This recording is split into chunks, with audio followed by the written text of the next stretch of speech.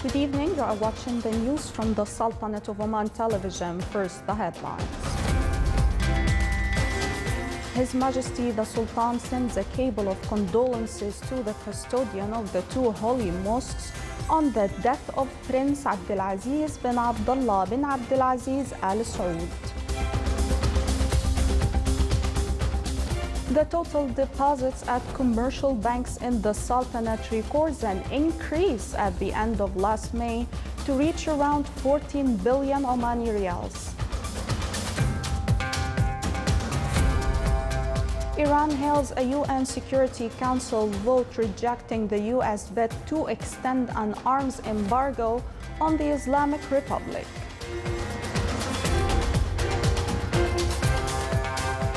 And Russia produces the first batch of the coronavirus vaccine as the confirmed COVID-19 cases globally reach around 21 million.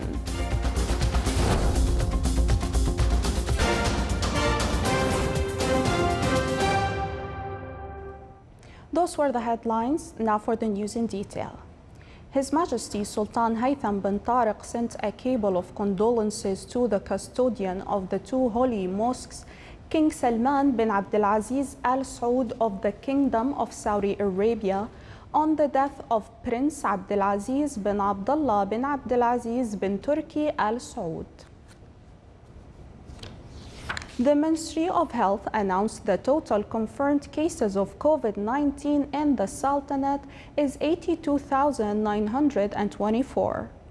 The ministry announced the total number of COVID-19 fatalities in the Sultanate is 562. The Ministry of Health indicated that 77,550 cases have recovered.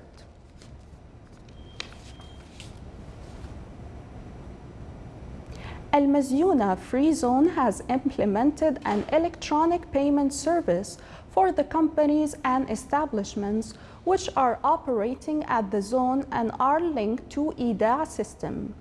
The new service will allow all companies to complete their transaction remotely without visiting the department. More details in the following report.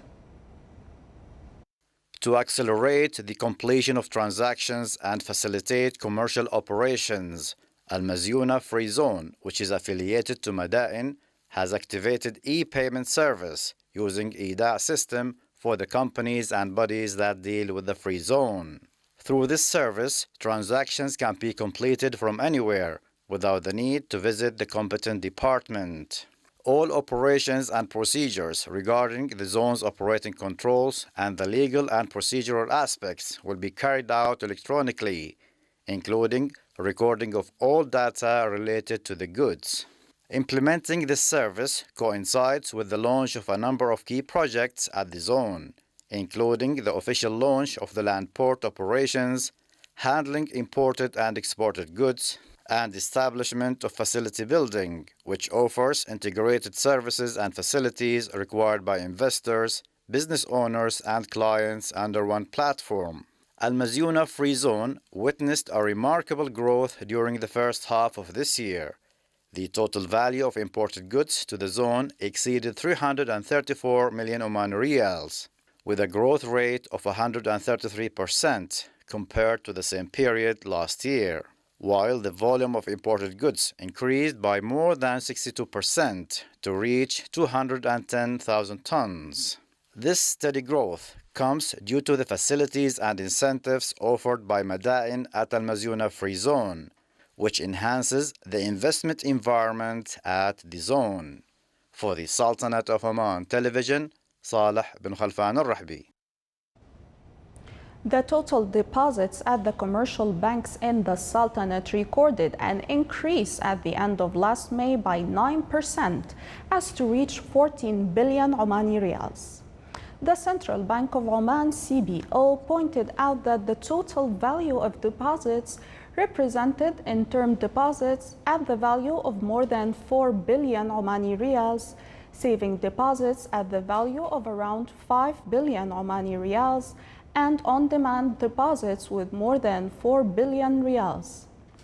CBO added that the total value of deposit included 12 billion and 458 million Omani riyals and around 1 billion and 482 million of foreign currencies. The Sultanate's total production and imports of natural gas stood at more than 22 billion cubic meters at the end of June 2020, with a decrease by 2% compared to the same period last year. Reports issued by the National Center for Statistics and Information pointed out that the industrial projects acquired 61.5% of the uses of natural gas at the value of more than 13.5 billion cubic meters. The total usage of industrial estates in the Sultanate amounted to 68 million cubic meters, while the use of oil fields of natural gas amounted to 5 billion cubic meters, acquiring around 23% of the uses. The usage of electricity generation plant of natural gas amounted to more than 3 billion cubic meters, with a decline by 7.6%. The World Economic Forum WEF showcased on its website the Sultanate's initiative in adopting new technologies to digitalize the logistics sector. More details in the following report. The World Economic Forum WEF showcased on its website the Sultanate's progressive initiative in adopting new technologies in logistics operations through several successful experimentations. The published report highlighted TechTry, the experimentational initiative launched by Asyad Group, which included several pilots using drones in 4 logistics operations: underwater drones, port infrastructure drones, drone delivery, and warehouse stock counting drones. This initiative is part of the Sultanate's National Logistics Strategy 2040, which constitutes a key element of change in logistics practices. This feature on the front page of the World Economic Forum website is a recognition of Asyad Group's efforts in embracing technology and innovation to enhance the efficiency of the Sultanate's logistics operations on multiple aspects and acquaint WEF member countries with its experimentations. For the Sultanate of Oman Television, Saleh bin Khalfan al-Rahbi.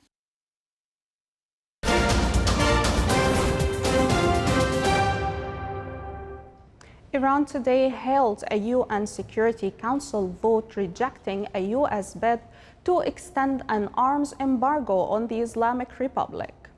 Only 2 of the Council's 15 members voted in favor of the U.S. resolution seeking to extend the embargo, highlighting the division between Washington and its European allies since President Donald Trump withdrew from the Iran nuclear accord in 2018.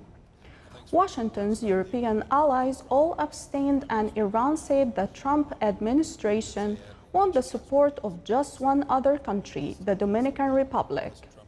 The embargo on conventional arms is due to expire on October the 18th.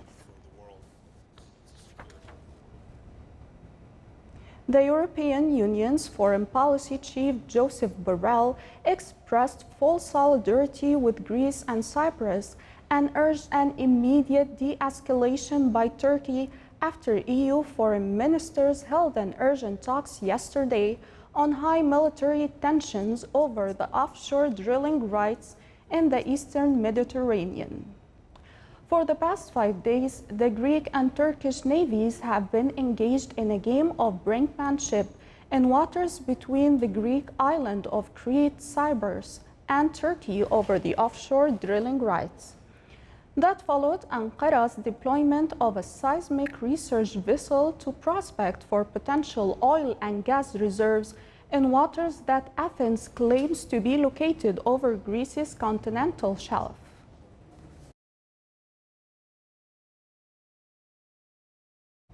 Russia said today that it has produced the first batch of its coronavirus vaccine after President Vladimir Putin announced it had been the first in the world to approve a vaccine. Putin's announcement on Tuesday about the vaccine was met with caution from scientists and the World Health Organization, who said it still needed a rigorous safety review. Putin said the vaccine was safe and that one of his own daughters have been inoculated, though clinical trials were not yet complete and final stage testing involving more than 2,000 people only started this week. The Russian vaccine is called Sputnik V after the Soviet-era satellite that was the first launched into space in 1957.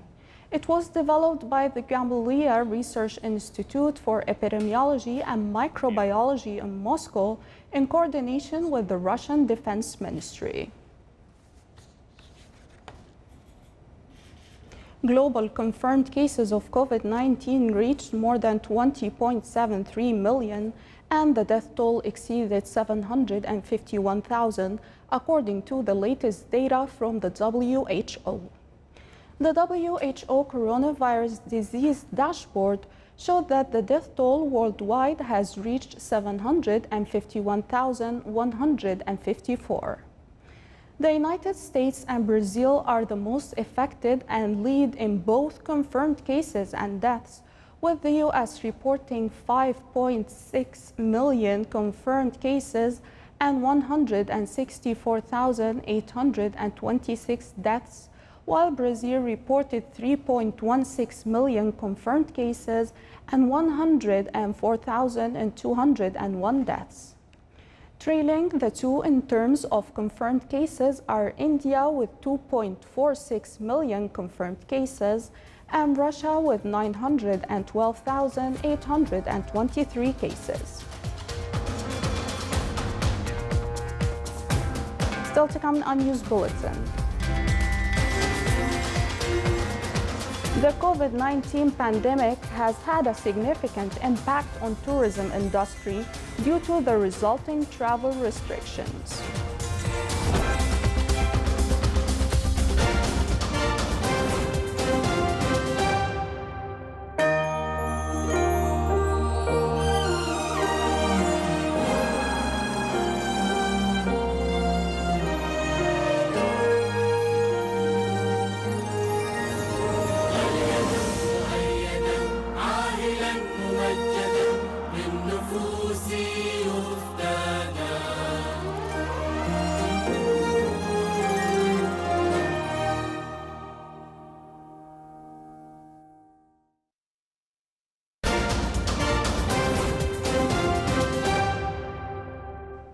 Welcome back to the news from the Sultanate of Oman television.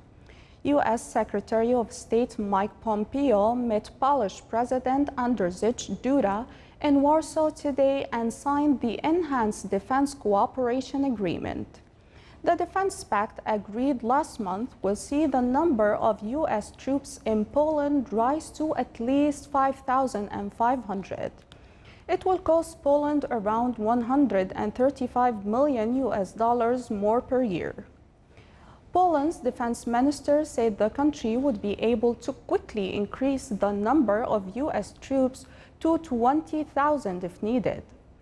Pompeo's visit to Warsaw comes after stops in the Czech Republic, Austria, and Slovenia as part of a regional trip focused on cyber and energy security.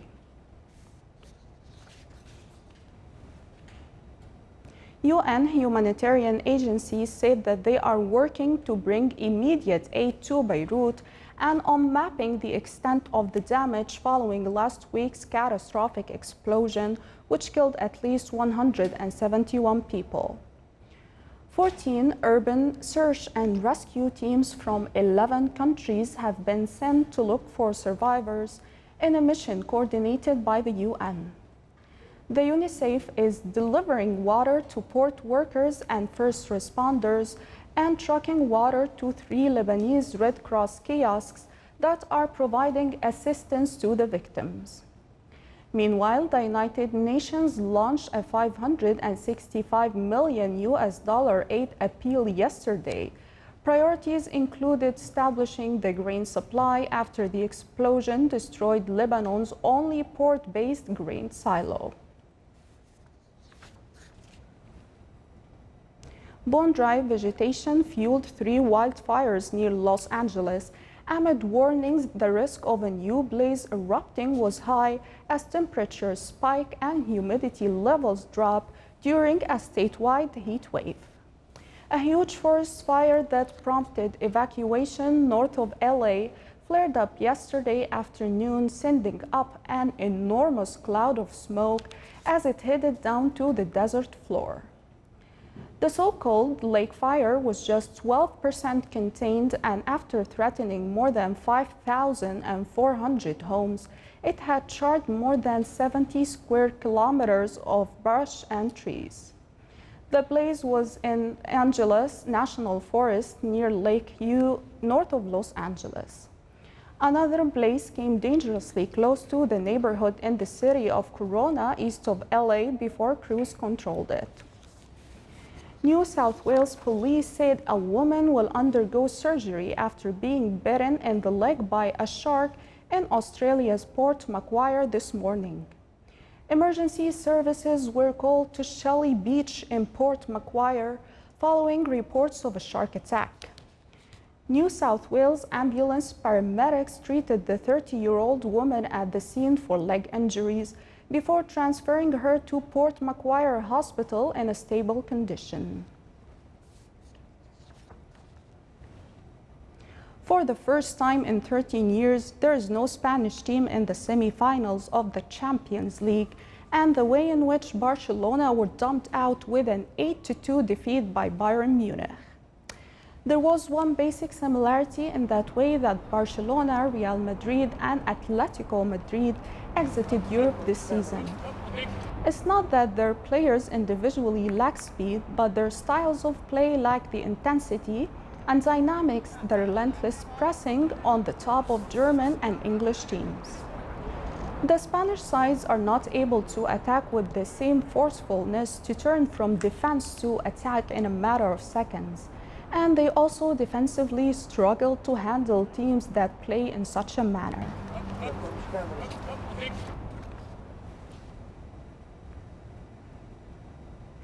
The COVID-19 pandemic has had a significant impact on the tourism industry due to resulting in travel restrictions as well as slump in demand among travelers. More details on the following report. The tourism economy has been heavily hit by the coronavirus COVID-19 pandemic and measures introduced to contain its spread. Depending on the duration of the crisis, revised scenarios indicate that the potential shock could range in various percentages. The United Nations World Tourism Organization estimated that global international tourist arrivals might decrease by 20 to 30% in 2020, leading to a potential loss of 30 to 50 billion US dollars. In many of the world's cities, planned travel went down by 80 to 90%, conflicting and unilateral travel restrictions occurred regionally, and many tourist attractions around the world, such as museums, amusement parks, and sports venues, closed. Immediate measures to support the tourism sector, countries are shifting to develop recovery measures.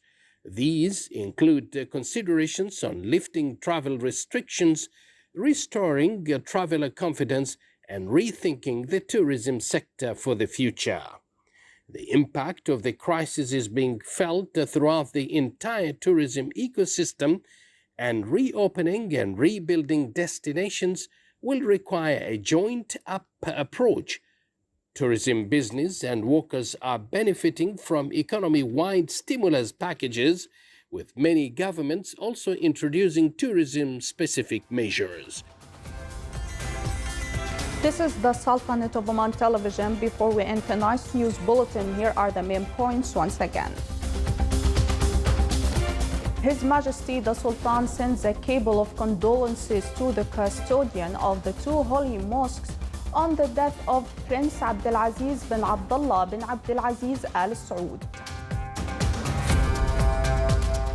The total deposits at commercial banks in the Sultanate records an increase at the end of last May to reach around 14 billion Omani riyals. Iran held a UN Security Council vote rejecting the U.S. bid to extend an arms embargo on the Islamic Republic. And Russia produces the first batch of the coronavirus vaccine as the confirmed COVID-19 cases globally reach around 21 million. With that, we come to the end of tonight's news bulletin. From all of us here at the newsroom and the studios, thank you for watching and have a good night.